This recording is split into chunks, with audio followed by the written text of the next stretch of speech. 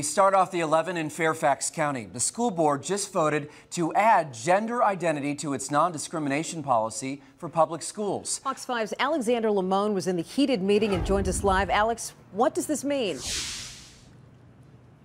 Well, for now, the Fairfax County Public Schools Board says there will not be any immediate changes at schools, in restrooms, or in classrooms for the time being. But again, they did just vote to update the non-discrimination policy to include gender identity and therefore protect transgender students and staff.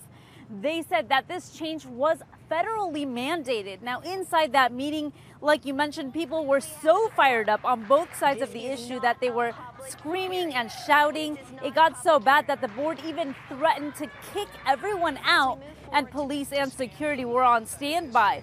Now, the board said updating the policy simply means protecting those transgender students and teachers so they feel more comfortable, but I counted more than 200 people, parents mostly, that were here to show their opposition to making this change to the policy.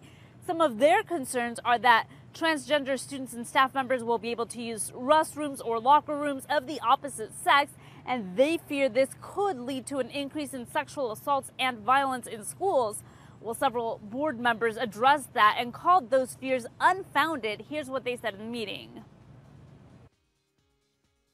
The school board should be making decisions to improve math, reading, writing, science, and U.S. history, not making decisions on political social engineering. I believe that every student should go to school without fear of bodily harm, of harassment, and regardless of how they identify with their gender.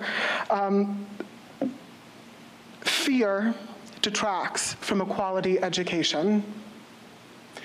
So I ask you, as an individual and as a member of GLSEN Northern Virginia, to implement Policy 1450.